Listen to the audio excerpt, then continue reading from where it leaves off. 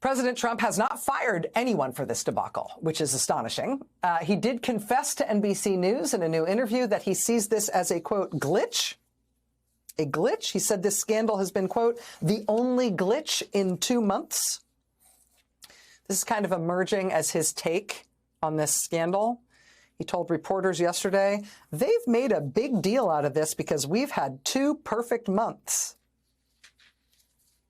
Essentially saying that this scandal with all of his senior appointees, including his White House chief of staff, all discussing these forthcoming battle plans over Signal in a group text that they didn't notice included a journalist. He thinks this is all a hoax. This is now, he's used the phrase witch hunt. This has all been ginned up as if it's something bad. They're trying to make it look bad because he's otherwise had 2 perfect months. This is the only thing that even looks bad. Everything else has been.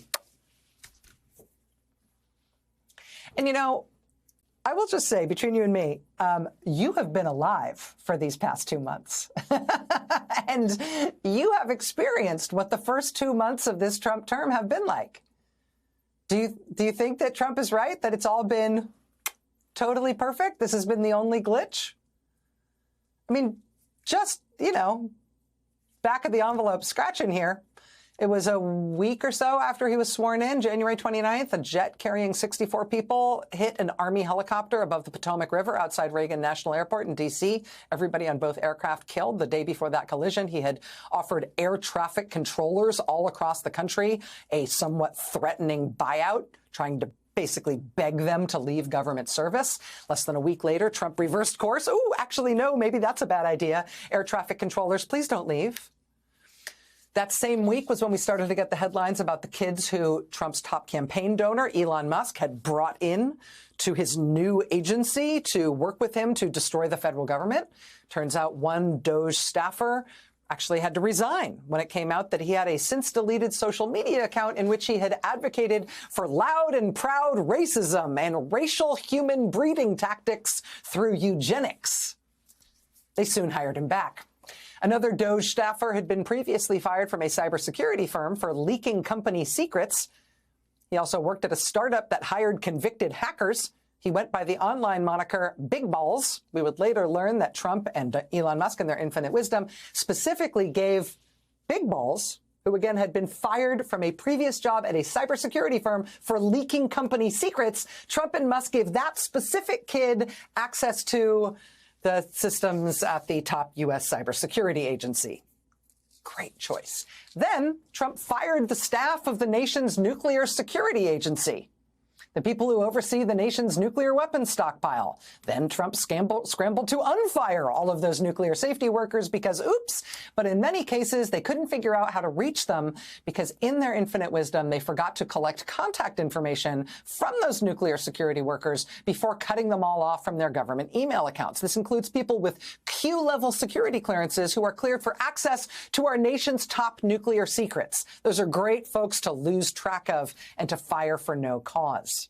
Trump then fired people at the CDC in charge of tracking the ongoing bird flu outbreak. That turned out to be a mistake as well. They then tried to hire all those people back, but didn't get them all back. Trump then instituted not only firings, but a hiring freeze that applied to, among other things, the national parks. Why is it particularly bad to do that at the national parks? Well, among other things, the national parks every year have to hire a whole new cast of employees for seasonal employment because the national parks have greatly increased visitors during vacation season. Hiring freeze isn't going to work at the national parks, right? They have to hire lots of new people every year. So they did that, and then, oops, turns out they realized they couldn't do that. Turns out it would be wildly dangerous to radically understaff American national parks. Who knew? So they had to reverse that, too. Then a few days after that reversal, we saw them again scrambling to rehire people they had fired from the FDA this time. Headline: FDA scrambles to rehire entire teams overseeing medical devices after DOJ fired them all, saying their terminations are, quote, rescinded effective immediately. By this point, we're about a month in to the perfect 2 months. It was February 22nd, just about exactly a month in, when Elon Musk sent his first "What did you do last week?" email. He demanded that all federal employees email his Doge teenagers a list of what they got done that week, or else it would be cause for immediate firing. That threat then promptly was deflated. Within 24 hours, the leaders of multiple agencies in the government, people in Trump's cabinet like Tulsi Gabbard say, told their workers and their agencies explicitly don't reply to Elon's email. Womp womp. At that point, Elon Musk had a running list of all the massive and spectacular savings he and his kids at Doge had found by cutting out supposed fraud and waste from the federal government. They claimed to have found billions of dollars in fraud. It was all on their website for you to see. But then February 25th, the New York Times reported that the 5 largest items on that list had just quietly disappeared because it turns out they hadn't actually saved all that money. They'd just done all the math wrong. Day after the rug was pulled out from under Doge on that, they had to erase another big cut from their list. Doge claimed they had found $2 billion of waste and fraud to cut out from VA. Turns out a lot of that money was for stuff like, medical services for veterans, cancer programs for veterans with cancer, burial services for veterans who die. Boy, that really does sound wasteful, right? So yeah, again, oops, they had to reverse course on that. Reinstate some of that stuff.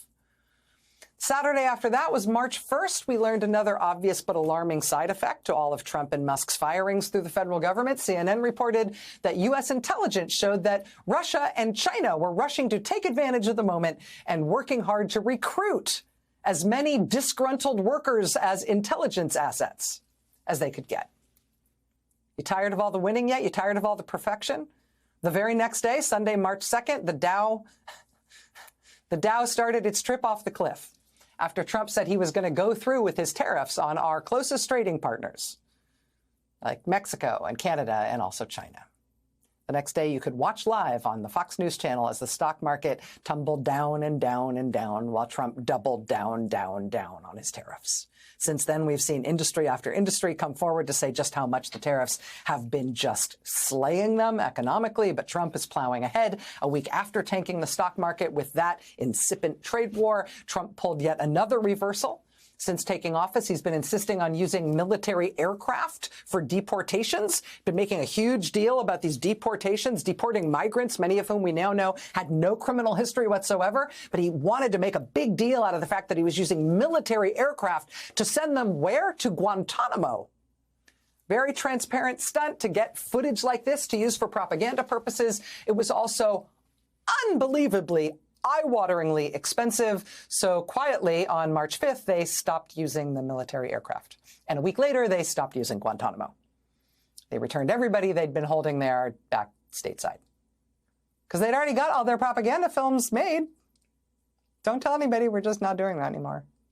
Along the way, in their hunt to rid everything in the federal government of diversity, equity, inclusion, they purged a photo of the plane that dropped the atomic bomb on Japan from a Defense Department database. We believe that's because the plane, the Enola Gay, has the word gay in its name. So obviously just having pictures of that plane anywhere is going to make everybody gay. Look what it did to me. The next week, people still employed by the FDA and ordered back to the office told reporters they had returned to find offices that could not fit them, with broken equipment and not enough chairs for people to sit in. Last week, Trump released the JFK assassination files, unredacted, including 400 unredacted Social Security numbers and birth dates and birthplaces. Trump managed, among other things, to dox his own lawyer, who only found out Trump had done it when a reporter called to ask him about it. Also last week, the New York Times was first to report that Elon Musk was about to get, the very next morning, a top secret briefing for the U.S. military plan for any war that might break out with China. After he says he saw that report, Trump, quote, contacted White House Chief of Staff and Defense Secretary Pete Hegseth. White House Chief of Staff Susie Wiles and Defense Secretary Pete Hegseth to ask them, hey, what's this briefing you're doing for Elon? That sounds like a big deal. He learned about it in the New York Times, he says. And so then they called it off. And briefly, that was a, stop everything, what the heck is going on news, right? The president's top campaign donor with all of his business ties to China and his multi-billion-dollar debts to the Chinese, getting a briefing on the U.S. military plans for going to war with China? But I mean, just to show you how these first 2 months of the Trump term is going, here's the news from the very next day. After Trump announced there would be no such Elon Musk-China war plan briefing, this is the Washington Post, Saturday, March 22nd, just 4 days ago. Tax revenue could drop by 10% amid turmoil at IRS. Staff cuts and disruptions related to DOGE have officials bracing for a sharp loss of revenue for the U.S. government. The prediction officials say is directly tied to changing taxpayer behavior and President Trump's rapid demolition of parts of the IRS. Rapid demolition. Neat.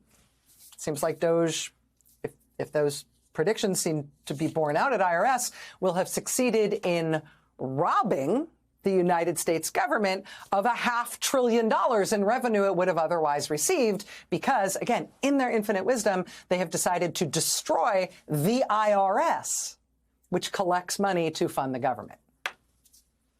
Everybody who's ever run a business knows that the most efficient thing you can do in getting your bottom line straight of your business is to make sure you no longer have the capacity to earn any money, right?